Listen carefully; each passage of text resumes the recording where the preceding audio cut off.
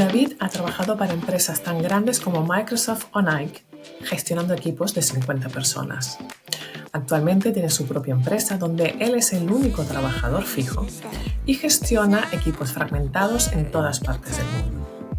Pero David es mucho más que su experiencia laboral. Es un camino de transformación, de adaptación, de crecimiento, de autoconocimiento. Quédate porque esta entrevista promete. Soy Julieta Pérez, Brand Manager de Inusual, y te doy la bienvenida al podcast Inusuales, el espacio donde aprendemos con personas fuera de lo común. Bueno, pues ya estamos con David. Bienvenido al podcast de Inusuales. Teníamos muchas ganas de conversar contigo porque creo que nos aportarás una perspectiva hoy un poco alejada de lo que tratamos normalmente, porque ya avanzamos un poquito así, que David no está en España, que tiene mucha experiencia de trabajo en muchos sitios, en muchas partes del mundo, ahora mismo está en Estados Unidos, y nos podrás dar un poco la perspectiva de cómo se gestionan equipos y liderazgo en otras culturas. Pero para empezar, David, como a todos, te pido que por favor te presentes, intentando hacer más hincapié en quién eres, y luego ya haremos un repasito de qué haces. Bueno, pues muchas gracias por tenerme en vuestro programa, Julieta. Y bueno, pues sí, mi nombre es David, que además me ha costado décadas enseñar a los americanos a cómo decirlo bien. Nadie me llama David, a no ser que le deba algún dinero o no me conoce bien. Así que mi nombre es David Gómez Rosado y bueno, pues como decías, un poco mi vida personal aquí en los últimos 30 y muchos años los he pasado aquí en Estados Unidos, en ambas costas, en varias ciudades. En estos momentos vivo al norte de San Francisco, que es, vamos, un sitio precioso, no voy a mentir. Bueno, en realidad se parece al Mediterráneo, es en la zona vinícola de California, el norte de California.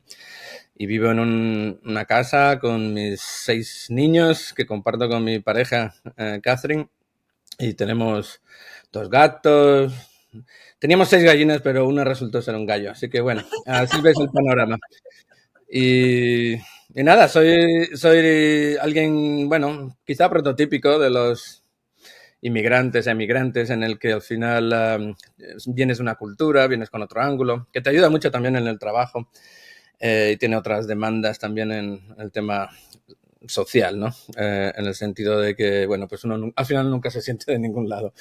Quizá a lo mejor te pasa a ti o a otros que han tenido la oportunidad de vivir en diferentes culturas. Claro. Y nada, eso.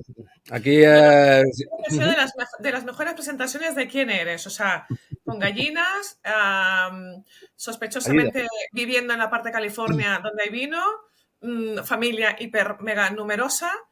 Yo, que te conozco un poquito porque hemos hablado previamente, no sé si diría que eres un poco nómada o realmente eres un buscador de experiencias.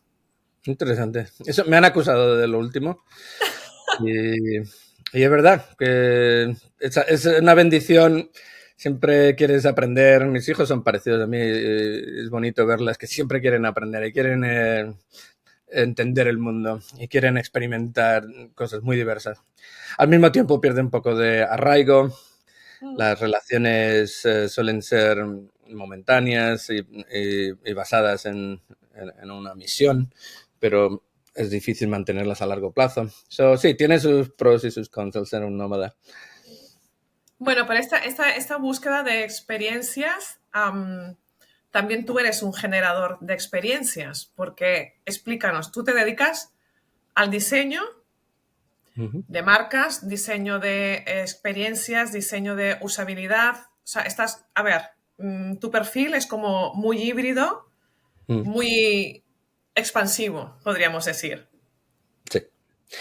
Sí, que también ha tenido sus beneficios y ha tenido sus dificultades también, porque sí es verdad que he creado una especie de propuesta no normativa, no muy ortodoxa, basada en una creencia, que es que al final la experiencia de una marca es la experiencia del producto y viceversa, y que todo lo que tiene que ver con el contar una historia para seducir a tu nueva audiencia, está todo, desde mi punto de vista, está todo interrelacionado. Entonces, tanto la marca como el marketing, como el mensaje, todo lo que se llama la etapa de descubrimiento, al final bueno, el objetivo es que esa potencia la audiencia con el producto, con el servicio que estás tratando de promocionar.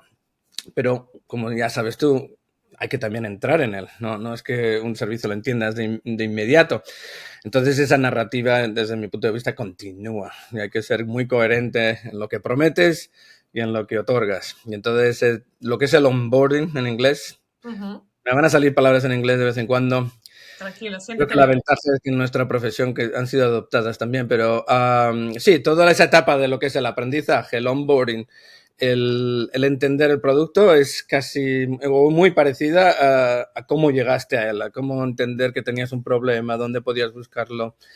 Entonces esa etapa es la que me he enfocado toda mi carrera y eso requiere pues algunas veces conversaciones tanto en el mundo del marketing y en el mundo de producto, incluso de desarrollo. Y en ese puente es el que estoy más cómodo, el que creo que aporta un poco de valor, entendiendo esas dos etapas. Es una transición. Pero que Ya, desde el punto de vista del usuario puede ser completamente invisible. O sea, no te das cuenta cuando exacto. estás utilizando el producto. Claro, pero quería preguntarte, David, tú has vivido en muchos países. Sí. Y además durante, digamos que un largo periodo de tiempo, o sea, has ido cambiando durante muchos años. ¿Hay algo que tú puedas decir, oye, pues mira, creo que hay esto en común en cualquier tipo de idiosincrasia, de cultura, de sociedad?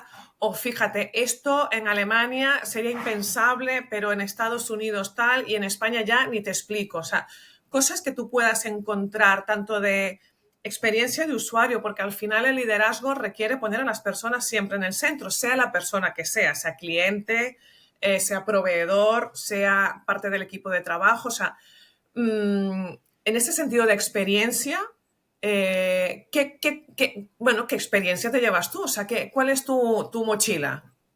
No, es curioso que es una buena pregunta porque es verdad que hay una especie de posición opuesta. Para empezar, todos los que estamos en el mundo de crear experiencias, la verdad que compartimos un aprendizaje bastante común. Todos hemos leído a los mismos autores, todos hemos visto los mismos, bueno, incluso películas, libros. Es curioso. Muchas veces digo que tengo más en común con un diseñador en Singapur que con un español que a lo mejor está en una granja trabajando. Y es que al final lo que uno hace pues empuja mucho tu personalidad. Entonces, por un lado, sí pienso que internacionalmente al final das con las mismas personalidades, por lo menos en tu campo, que es lo que he hecho. Pero el otro lado sí te das cuenta de que hay pequeños cambios sutiles que tienen alguna vez menos que ver con el individuo y más con cómo la sociedad ha sido construida.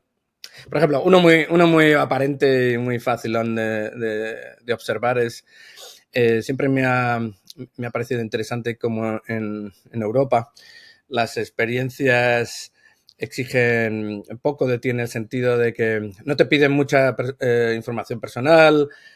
No. En cambio, en Estados Unidos la gente está más abierta, por ejemplo, a dejar abierto su perfil de Facebook o poner información personal al público.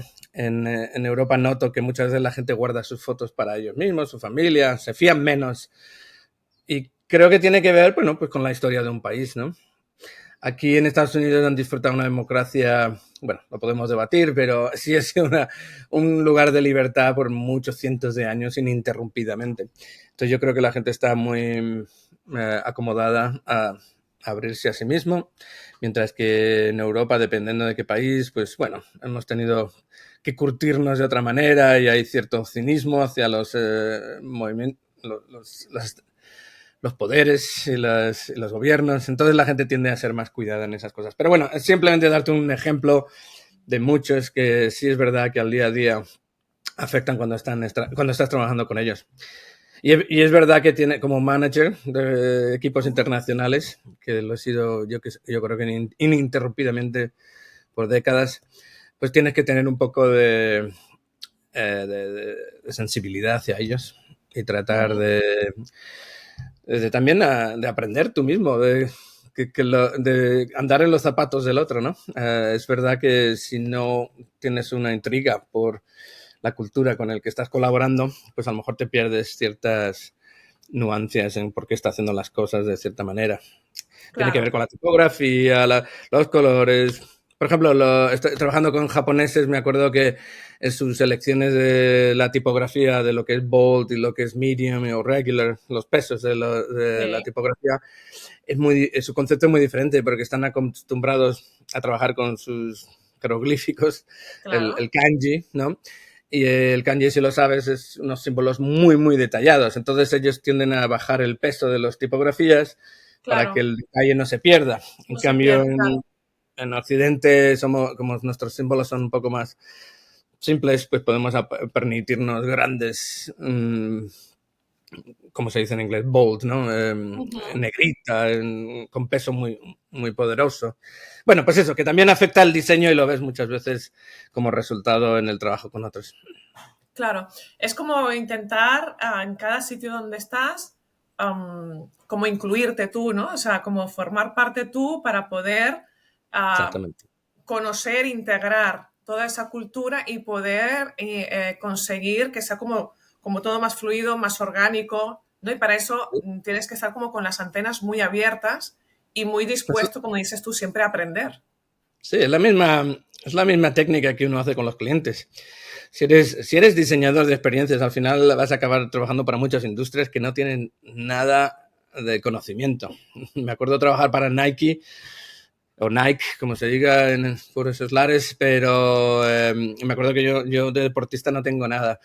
Y me acuerdo estar, yo qué sé, al lado de Armstrong o Charles Barkley, o bueno, Sí, ya me estoy haciendo mayor diciendo estos héroes del pasado, pero me acuerdo que podía estar a su lado y no darme cuenta de quién eran, porque no me sabía. Entonces, también es verdad que un poco de eso de aprender la cultura del otro es muy importante, incluso con los clientes con los que trabajas. Tienes que básicamente eh, absorber, ¿no? absorber, asimilarlo. Y creo que es la parte del negocio que más me gusta. Si te digo la verdad, me ha permitido, un poco volviendo a lo que es la personalidad, de la curiosidad Mm, y bueno, por lo menos superficialmente. Que también es sano el no saber demasiado de algo. Siempre creo que somos los que hacemos las mejores preguntas. claro. En vez de tomarlas por obvio, si acabas de entrar en una cultura, en una pasión que nunca habías tocado antes, siempre traes esas preguntas, las preguntas tontas, que al final son las más importantes, las más básicas. Y en cierto sentido también, yo no he viajado tanto como tú, pero sí que he cambiado mucho de empresas y también trabajo con diferentes clientes. Y cuando cambias, ¿no? de sector, de empresa, de cliente, también tienes que tener como este periodo de absorción, de empaparte, de ver cómo habla ese cliente, qué necesita, cómo se Ujú. comunica, qué ritmo tiene, ¿no? Cuál es la dinámica y a partir de ahí ir como engranando un poco, pues bueno, todos los sistemas de trabajo, ¿no? Entonces, cuando hablabas que en Estados Unidos la gente es como más abierta a mostrarse, yo me pregunto, yo no he trabajado nunca en Estados Unidos, Ujú. no tenía esta percepción, ¿vale? Pero entonces yo me pregunto, cuando tú gestionas equipos, por ejemplo en Nike o en Microsoft, que creo que también estuviste colaborando, am, ¿es diferente a cómo se gestiona aquí en España ese tú a tú, esa parte más personal Sí. ¿no? Bueno, no sé, o sea, después de la jornada laboral, ¿quedáis a tomar algo? No, pero exactamente. Me estoy riendo porque seguro que en la audiencia va a haber varias personas que me recuerdan, no siempre muy bien, de mi atento a trabajar en España. Hubo un periodo en el 2000, de 2000 al 2002, creo que 2001 al 2002, por ahí, unas fechas en el que sí traté de trabajar en España. Volví por un periodo corto y traté de trabajar para grupos europeos bien conocidos en esos momentos. Y me acuerdo que sí, exactamente, que la cultura era en ciertas cosas me costó mucho, pero te voy a decir, son las típicas, y a lo mejor ha cambiado, que han pasado ya 20 años, pero lo de la comida que era 2 horas, 2 horas y media, me costaba entenderlo y como que cortaba un poco el flow, ¿no? Llegabas por la mañana, te hartabas de café, te pones como una máquina, ya vas, vamos a por todas, es hora de la tertulia, los cafés, de la comida, bueno, a mí me cortaba mucho el rollo y traté, bueno, eso fue uno de mis peores decisiones laborales de toda mi vida. Traté de convencer de que si podíamos cortar la comida a 1 hora. Y no, hubo un motín, se me llamó de todo. ¿Cómo se me ocurrió? Pero eso también es curioso porque siempre tiene sus pros y sus cons. Y sí es verdad que, por ejemplo, una cosa que siempre es bastante común en Estados Unidos, la gente se define a sí mismos por el trabajo, ¿no? Es como casi lo más importante de su vida. Algunas veces admirable, otras veces sospechoso, porque no sé si es muy sano al final del día, pero están tan autoidentificados con lo que hacen que es muy normal en las fechas finales que todo el mundo entienda de que hay que estar ahí hasta que sea, hasta que se hace. Ya se Es hace. muy normal. La gente está ahí, bueno, que hay que entregarlo mañana al cliente, ahí nos quedamos Lo que haga hasta las falta. 2, las 3, hasta la siguiente mañana. Los gerentes como yo saltamos al rodeo y nos ponemos a trabajar con nos empuñamos las mangas y nos ponemos con ello. Todo el mundo da el do de pecho. Y no es que vaya a criticar y diga que los de España son menos trabajadores, pero sí respetan más su tiempo con sus familias, por ejemplo. Y me acuerdo decir el mismo discurso, bueno, que el cliente lo necesitamos para mañana.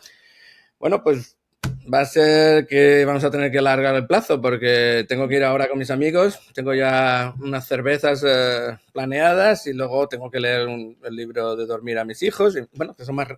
Y eso era muy común y me acuerdo que me costó bastante cambiar el chip. Claro. Y bueno, al final, por eso cada Por eso cultura... estás allí y no estás... Sí, bueno, también es verdad que para un tiempo, una etapa, me gustó más estar aquí, pero no te voy a mentir, si yo pudiese me retiraba a España, porque el saber vivir Sí, eh, no es una fábula, es verdad que por lo menos allí hay un equilibrio que yo echo, por lo menos yo personalmente echo de menos. ya, ya. Y yo que vengo de fuera, te ratifico. O sea, Sí. esto cuesta de entender. Yo ya llevo más de 20 años aquí. Además, vivo en Cataluña, que no es tan relaxing people, no pasa nada. O sea, que quiero Ujú. decir que aquí también hay una cultura del trabajo, del hacer, Sí, sí. de ser súper efectivos y tal. Y aún así, cuando vienes de afuera con otro ritmo, con otra forma de hacer, ¿no? Yo me reía porque decías lo de cortar a la hora de comer. Yo recuerdo cuando yo trabajaba por cuenta ajena, a mí me destrozaba el parar para tomar el café de media mañana. Sí. O sea, entramos a trabajar a las 9 y a las 10 estamos haciendo el café. Ujú. Claro, y yo venía de un sitio donde se empezaba a trabajar a las 7 de la mañana y hasta la hora de comer ahí no para nadie. O sea, a darlo, ¿sabes? Y era como, ahora que estoy empezando a conectarme, ¿no? A ver qué tengo que hacer y tal, ahora paramos para el café, luego volvemos, luego... Pero realmente, al final piensas, bueno, es bienestar, es salud mental, es tener tiempo para ti, ¿no? Y Ujú. aunque no lo mezclas todo, ¿no? Es intentar mantener como un sector, ¿no? Un territorio de tu vida para Sí, poder sí. vivir, ¿no? Y quizás en países donde el capitalismo es como más fuerte, ¿no? El consumismo y tal, hay como esta sensación de ser productivos 24 horas. Sí, sí. No, y esto luego obviamente vuelve a lo que estamos hablando, del trabajar con equipos internacionales. Al final es que tienes que acostumbrarte o incluso adaptar la manera que trabaja un equipo en lo que puede resultar 10 culturas diferentes en el mismo equipo. Correcto. Eso ocurre muy a menudo. Puedo tener un malayo que tiene que hacer no sé cuántas oraciones al día y tiene que tomar sus breaks, y puedo tener un español que tiene también su horario de comida diferente, puedo tener alguien en Israel que también tiene otros ritmos de trabajo y a lo mejor en ciertos días no se puede hacer ciertas cosas. No, es curioso que al final tienes un equipo, por eso la enseñanza mayor es que hay que ser flexibles. Hay que ser flexibles y adaptarnos los unos a los otros. Al final yo creo que es la empresa la que se tiene que adaptar al empleado y no al revés. Y no medir tanto. Yo no, si te digo la verdad, no creo muchas veces en lo que son los parámetros por los que se miden a la gente, en el sentido de que no creo que haya un parámetro verdadero y que se pueda medir a la gente al mismo nivel, viniendo no solamente ya de culturas, pero de historias personales muy De diferentes. realidades distintas. Sí, sí. ¿No? Siempre he tenido mucha dificultad con lo que se llama el performance. ¿Cómo se diría en español? El test de personalidad. No, el de productividad. Que normalmente en Estados Unidos se hace una especie de charla sobre cómo ha sido tu productividad a lo largo del año. Sí. Se te suele dar ciertas puntuaciones que algunas veces ni siquiera son públicas, sino más bien internas. Vamos, que se hace una especie de medición de las personas, que si te digo la verdad, yo nunca he sido no he sido un fan de ellas, porque no creo que son justas. Miden a las personas como si fuesen máquinas, de una manera muy, muy fórmula. Claro. Y que también un poco aleatoria, si me preguntas. Al final, ya lo puedo decir, porque como ya no trabajo para ninguna de esas compañías, ya puedo decir, mira, ahí quería llegar yo, me estás abriendo la puerta, ahí quería llegar yo, porque así con todo lo transgresor que eres, has pasado de trabajar vamos a decir, ¿no?, en grandes empresas con más de 50 personas bajo tu responsabilidad, digamos, y ahora, David, estás tú en tu casa, contigo mismo, gestionando una empresa que es tuya, el único trabajador fijo eres tú, y entonces te ves ante un panorama en el que pues tienes que colaborar de alguna manera o trabajar con equipos dispares. Cada proyecto es un nuevo equipo, trabajas a distancia, sí. ¿Cierto? Entonces, ¿cómo pasas de una mega gestión, además presencial, a estoy yo solo en mi casa y tengo que sacar esto adelante? O sea, primero tu autogestión, porque claro, aquí tela. O sea, el autoconocerte a ti como líder de grandes equipos, para luego autoconocerte a ti como líder de ti mismo.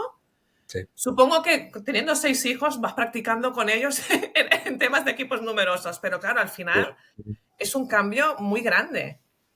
Sí, tienes razón. No solamente es grande, es brutal. Y que dentro de lo que cabe, ya sé que mi historia a lo mejor es un poco más rocambolesca, pero sí hay patrones en lo que me está pasando o por lo que estoy viendo que pueden ser similares o familiares a algunos de la audiencia. Por ejemplo, en el mundo de la tecnología es casi una ley invisible, que es la de la edad. Mucha gente no quiere hablar de esto, porque es como hablar del racismo o de la diferencia de géneros o todas estas cosas, ¿no? Se ponen al final como que no, el hablar de ellas puede ser incluso incómodo, pero claro, cuando te vas haciendo más sabio a lo largo de la vida, te vas dando cuenta que a lo mejor tu lugar no es el dinamismo que muchas de estas grandes empresas requieren. Y te das cuenta de la fuerza, no es casi un descubrimiento personal, sino que se te va imponiendo un poco. Y te vas dando cuenta que no es por casualidad que mucha gente cuando llega a cierta edad empieza a tener una especie de tendencia al enseñar a los demás, al ser consultor. Y claro, sí, como dices un poco, el cambio del liderazgo es muy diferente. Uno va de una especie de liderazgo por decreto, ¿no? Casi autocrático, a una especie de liderazgo de influencia, más, ¿sabes? Como dices tú, yo soy mi único empleado, de vez en cuando traigo colaboradores, consultores, gente que trabaja, ¿cómo los llamáis? Autónomos, ¿no? Sí. Y podemos completar un trabajo y la relación es por un tiempo y luego cada uno va por su camino y vuelves a reencontrarte.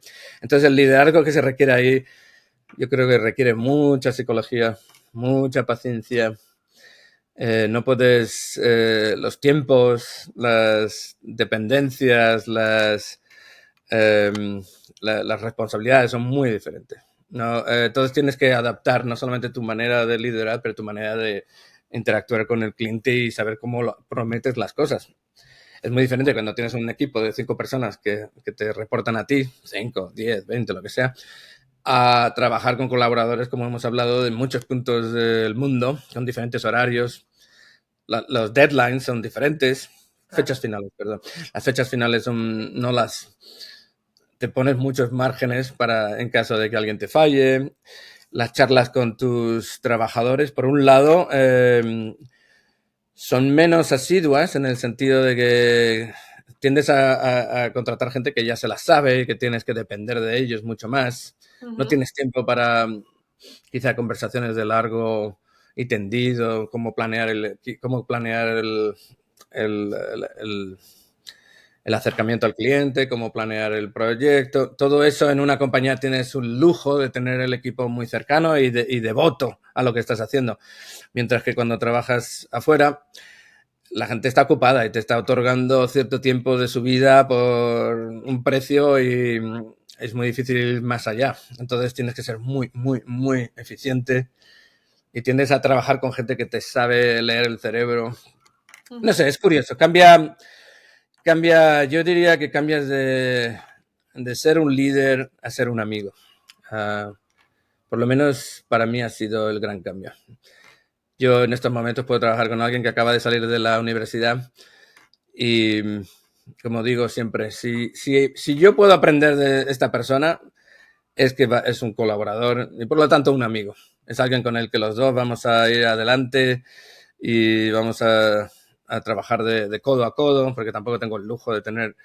Entonces sí, es curioso, el liderazgo es menos de mentoría, que Ujú. sí lo he hecho, y más el de comprenderse los unos a los otros, De de acompañamiento, entendernos. ¿no? Quizás no, quizás yo creo que cuando somos más jóvenes y tenemos equipos más grandes, el liderazgo es como más impetuoso, mucho más enérgico, de tirar hacia adelante. Y ya cuando nos hacemos mayores pasamos a un ralentí de bajamos un poco el ritmo, hagamos las cosas con profundidad, Sí. ¿no? Y nos vamos acompañando. Tú eres bueno en lo tuyo, tú sabes lo que estás haciendo, y yo intento ser buena en lo mío e intento saber lo que estoy haciendo. Nos respetamos, nos acompañamos y nos complementamos. Uh -huh. Eso y ver pájaros en el jardín e identificar los cantos de cada uno. Es muy típico. Bueno, te pones mucho más, sí, te pones más filosófico con la vida, pero es curioso, también tiene que ver con, si estudias un poco lo que era el drama de los tiempos de los griegos, el proyectar, ¿no? Cuando tienes un equipo grande y estás normalmente tienen un foro, una cafetería, donde sueles agregar a todo el equipo y establecer una especie de ritmo y objetivos comunes. Bueno, en esos momentos estás amplificando, ¿no? Como cuando estabas en el teatro Sí, y tenías que gesticular y tenías que... Bueno, estoy diciendo proyectando porque es un poco lo sí, que sí. al final acabas haciendo. Tienes que aumentar el volumen para que pueda llegar a todos, ¿no? Estás hablando a un casi a un grupo Auditorio. anónimo. Es un grupo anónimo en realidad. Entonces, si tienes estudios, sobre todo si estudias gerencia y public speaking, pues hay trucos de cómo los manerismos, de cómo poder ser más cercano cuando tienes una gran audiencia. Y en cambio, cuando trabajas en tu pequeño estudio y estamos haciendo el trabajo muy parecido a como estamos ahora, pues nada, te estás viendo de cara a cara, el trato es mucho más calmado, yo creo. No tienes que ponerte una máscara de líder, es más de confiar en uno en el otro, ¿no? Tienes que ser, yo creo que más abierto y más humano. Claro. Es la única manera de trabajar. Yo creo que si no, no funcionaría. Eso es por lo menos, eso ha sido el aprendizaje del gran cambio. David, ya vamos por los 30 minutillos, tenemos que ir terminando. Me sabe mal porque me lo estoy pasando pipa contigo. Ya que estás así tan expansivo, tan abierto, tan auténtico, quisiera que me dijeras lo primero que te venga a la mente, un gran fracaso que digas, Aquí, vamos, como decimos en España, lo peté del fracaso tan grande que tuve. ¿Y a Mm. qué gran desafío te enfrentas ahora? Y terminamos así, a lo grande. Hmm. Bueno, ¿Algún no tengo mucho fracaso que habrás perder. Sí, tenido? sí, no, fracaso, es que los tengo. No, no estoy teniendo dificultades en Coger. elegir uno. No estoy en escoger cuál. Pero el que es más común es el hacer cosas en las que no creo, como gerente. Estoy hablando Oh, del líder. Porque todo líder tiene un líder por encima. uf, Y he tenido muchas experiencias en las que yo creía en mi equipo, pero cuanto más, tampoco me voy a poner a señalar con el dedo, pero es muy normal que en las jerarquías el jefe, el líder más cercano a ese equipo, pues conoces ciertos parámetros que el siguiente líder encima tuyo no sabe. Y si hablamos de 5 pasos para arriba, pues bueno, eres un número, ¿verdad? Pues sí, mis grandes fracasos han sido el tener que tomar acciones que algunas veces afectaban las vidas de familias enteras y tenerlas que haberlas tomado por simplemente seguir la cadena de orden y no por lo que yo creía. Ha habido momentos muy difíciles, muy difíciles. El fracaso para mí es ver a un adulto rogándome en el suelo que no le despidiese, ¿sabes? Llorando, porque por sobre todo en América es muy brutal. Una vez pierdes tu trabajo, pierdes tu seguro médico. ya. Y bueno, cuando ves una persona afectada por una decisión que no es tuya y en la que no crees muchas veces y que has tratado y aún así lo haces porque eres un Parte robot. del sistema. Sí, eres parte del sistema y tienes miedo. Es verdad que al final tenemos miedo a la seguridad, al tener también nuestro propio trabajo. Pero sí, ese es uno de los grandes fracasos, el convertirnos en no sé si en España tenéis la serie de televisión de Star Trek, los Borg, que es simplemente una manera de vivir en que todos somos parte de una sola cosa, pero que al final te olvidas de las necesidades del individuo. Eso siempre para mí ha sido un gran fracaso. El no poder sentarme y realmente estudiar todos los factores que afectan a una persona y no solamente lo efectivo que está siendo en el trabajo en un momento dado, porque Ya. algunas veces estos factores están afectando. Creo que tú y yo, Julieta, hablamos en el pasado de cómo ciertas situaciones que yo tuve con algunos de mis empleados, a base de simplemente utilizar una de las herramientas más antiguas pero menos sofisticadas del mundo, que es la cerveza. Ir afuera y con un par de cervezas entender lo que le estaba pasando a ese individuo, por qué su productividad había bajado tanto. Y tenía que ver con cosas económicas, de no poder vivir con el apoyo de la familia, que vivía muy lejos. Y a base de un acercamiento que es puramente personal y no un dogma de entrenamientos y de test de performance, sino más que nada entendernos los unos a los otros. Y ahí podías descubrir que simplemente con ayudarle a mudarse y acercarse más a su familia en una localidad que era de coste mucho más reducido, cambió tremendamente la productividad de esta persona. Y esas son las cosas que yo he aprendido a la fuerza, un poco de manera muy dura. Imagínate esa escena que te acaba de describir antes. Ya. Pues esas cosas sí afectan mucho y son mis grandes fracasos. Te lo agradezco mucho y te lo De no haber comparto. luchado más. ¿Mm? Te agradezco muchísimo que lo compartas así tan abiertamente, porque bueno, entiendo que tiene que ser un episodio duro y además son de esas cosas que te las llevas puesta y que no te las quitas de encima. Sí. Comparte con nosotros un gran desafío. Va, terminemos con Un la cara desafío amable. optimista. Me he quedado un poco, un poco impactadilla. Bueno, no, el desafío creo que debe ser muy parecido a muchos de aquí de la industria, que tiene que ver con, yo creo que las formas de trabajo van a cambiar. Me he dado cuenta, hay una industria muy cercana a la de los diseñadores, que es la del marketing, y me he dado cuenta cuántos títulos están cambiando de CMO, Chief Marketing Officer, que imagino que en español se puede decir incluso así, Sí, pero hoy en día hay un montón de fractional CMO. Lo que está significando es que las compañías están cada vez haciendo con equipos más pequeños, equipos más rápidos. Tiene que ver con cómo la industria ha madurado, cómo los presupuestos y las apuestas están también cambiando. Y lo interesante es, pues eso, el estar un poco atento.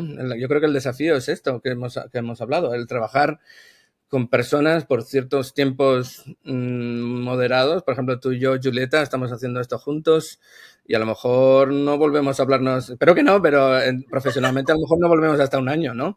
Pero tienes que saber en una manera muy rápida como yo lo llamo la lubricación social, ¿no? Tienes que aprender a cómo es el protocolo, el handshake protocol, entre dos personas de una manera muy rápida, adaptarte, flexibilidad, tolerancia y mutuo entendimiento. Y entonces trabajas en esas maneras muy rápidas y va a ser una especie de ritmo que también va a ser muy acelerado con las herramientas, que todos estamos aquí un poco como a la vez, yo creo que fascinados y asustados con las tecnologías de inteligencia artificial, pero que yo creo que tenemos que empezar a absorberlas en cómo nos ayudan a tratar uno con el otro. Entonces, sí, yo creo que ese es el desafío, el estar despierto, el estar siempre aprendiendo y también estar un poco al loro de que el liderazgo, yo creo que cada vez menos va a venir de un libro o de un experto. Bueno, me vas a luchar un poco en ese tema porque vosotros sois los expertos, pero seguro que vais a notar que va a haber una especie de acercamiento a lo que es los sentimientos intrínsecos de cada uno y cómo llevar esa humanidad un poco más. Bueno, realmente es un poco lo que intentamos exponer en Inusual con el MBA que estamos planteando, de lo único que no vas a aprender en ninguna escuela de negocios, que es precisamente esta, o sea, liderar desde la parte humana, desde la emoción, desde lo más natural, ¿no? Desde la inteligencia natural. No, la inteligencia social y emocional. Claro, sí. Claro que sí. Bueno, David, te agradezco muchísimo la conversación de hoy. Creo que tú me decías, es que entre que no ya he olvidado un poco el español y no he aprendido muy bien el inglés, al final yo creo que has transmitido muy bien todos los mensajes. Creo que va a ser muy inspiracional para quienes nos escuchen. Y bueno, yo sí espero volver a hablar contigo. Vamos a hacer otro proyecto más. Te entrevisto a ti en la siguiente, que seguro que tienes Ya mucho que sacaremos contar. algo de la manga para que podamos colaborar juntos y hacer algo, ¿vale? Pues muchas gracias, Julieta, por tenerme con vosotros. Venga, un Gracias. abrazo, David. Espero que hayas disfrutado de esta entrevista tanto como lo he hecho yo. David ha sido muy generoso con nosotros, explicándonos toda su transformación en el liderazgo. Ha compartido un gran fracaso y sobre todo ha puesto sobre la mesa una palabra que hasta ahora no habíamos escuchado en un podcast de Inusuales: amistad. Amistad en el liderazgo. Estoy segura que algo de la historia de David ha resonado en ti, por lo que te invito a que compartas con nosotros en los comentarios cuál es tu valoración o cómo es tu experiencia en esta transformación del liderazgo a medida que has cumplido años y has ganado en experiencia. Te espero en el próximo podcast de Inusuales. Gracias por ser y estar.